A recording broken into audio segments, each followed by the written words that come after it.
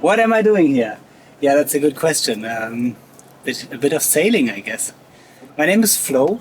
I'm a boat nomad as well. I'm working as a coach, living on a boat in the Mediterranean. And how do we know each other?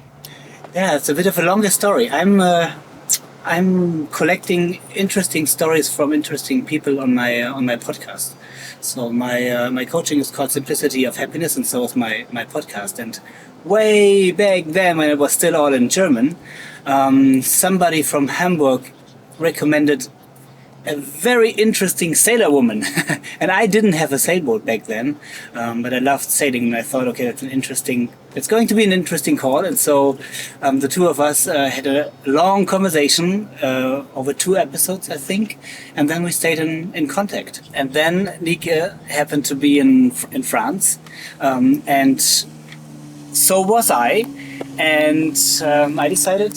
Whoa. Okay, we've got to make a little cut here because you're not supposed to know any of this quite yet. If you're a patron of Untie The Lines, then you already know the full story, why I was in France last year. But if you're not, then you've got to wait a little bit for this special information. All right, let's continue. All right, so we met in France. Somehow, yes. And we shuffled some rust. And I didn't really know where I was heading because my plans changed a lot over the last year.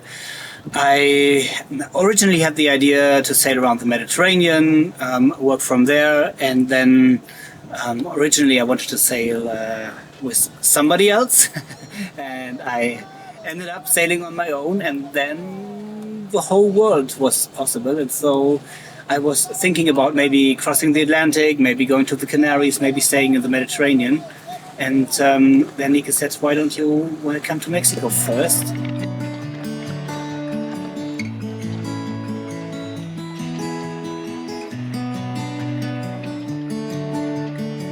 Bogi, where are we going? Bye-bye. Bogi, are we on the way again? Whoa. We're just doing a tiny little jump from Playa de la Entrega, which is really close to Santa Cruz, to a bay called Bahia Chachalaca. It's a little bit more remote.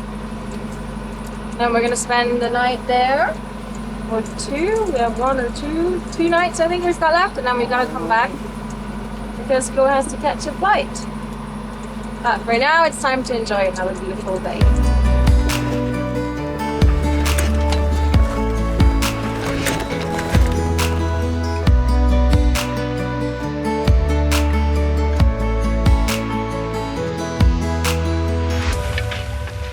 Bogi, ist das der Platz, an dem du eigentlich sein darfst und sein sollst?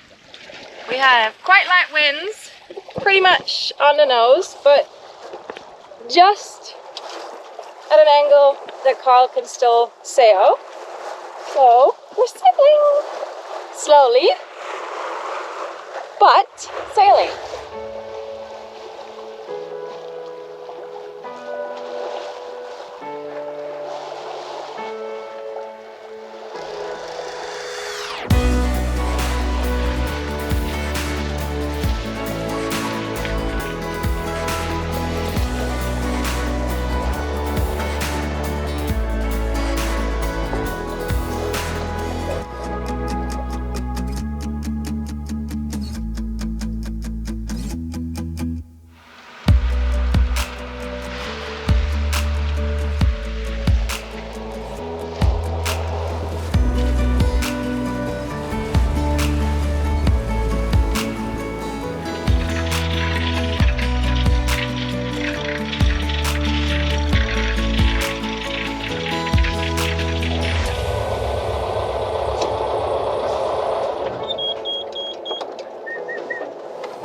So, how was your time on Karl?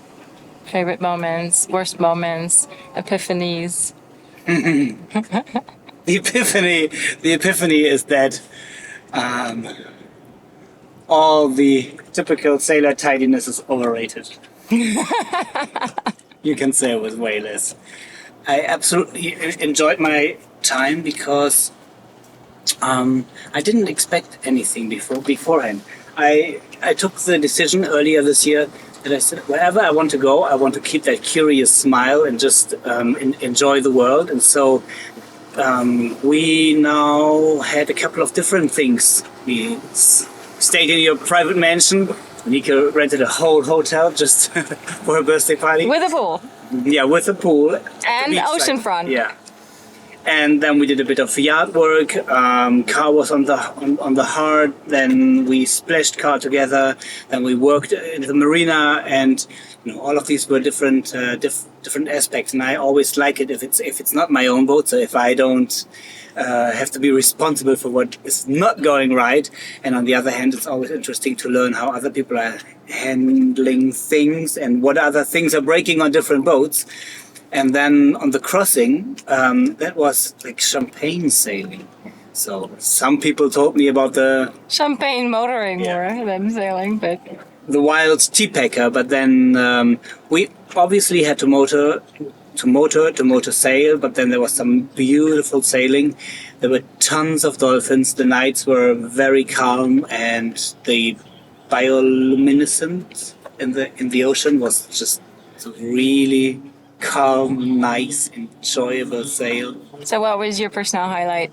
Well, the personal highlight is a bit of a cheesy one, because back then when I was still working in an office, I was going through these 5 logical levels of Robert Dills. This is a lot of future pacing where you are confronted with your psychological expectations, and then you have to pick an image in the future. And for some reason I had that image where I'm standing on the bow of a boat and there are tons of dolphins and they're just like jumping and talking and enjoying themselves.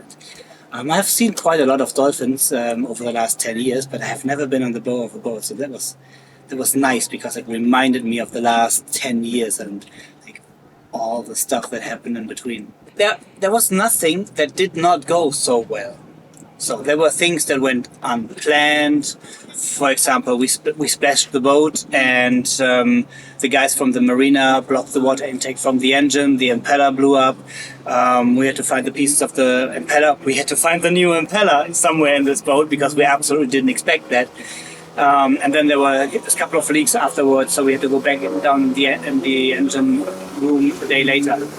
So, but these are not things that went terribly wrong. I mean, it's terribly wrong when something serious is breaking, or you're sinking the boat, or you're having a personal issue or a fight on the boat, because everything else somehow is just life happening, and very often it's not what happens to you, but how you deal with it. And I think we had a very smooth way of dealing with everything that we encountered in the last 2 weeks. I don't want to go. Italy is still a bit colder than here, and there might be some rain, and my marina is bumpy at the moment, so I do not really want to leave, and I would like to come back one way or the other. Alrighty. Well, thank you. You're for welcome. coming. We hope to see you back one day. We dropped anchor in Bahia Chachalaca, a part of the breathtaking Huatulco National Park. Did you know that Huatulco National Park is one of the few places in the world where you can find both tropical dry forest and coastal mangroves coexisting? It's a truly unique and diverse ecosystem. We paddled over to one of the stunning white beaches and spent a good while throwing sticks for Boga. She's becoming quite the salty dog and jumping fearlessly into the waves, and I'm loving every bit of it. A bit of current, and Boga's struggling a little bit. But she's doing super well, actually. It's been a wonderful 2 weeks with Floh, and I have to admit, I'm a bit sad to see him leave. With roughly another 1,200 nautical miles to sail up to Guaymas, I'll need to put my big girl solo sailing pants back on. But more about that next time.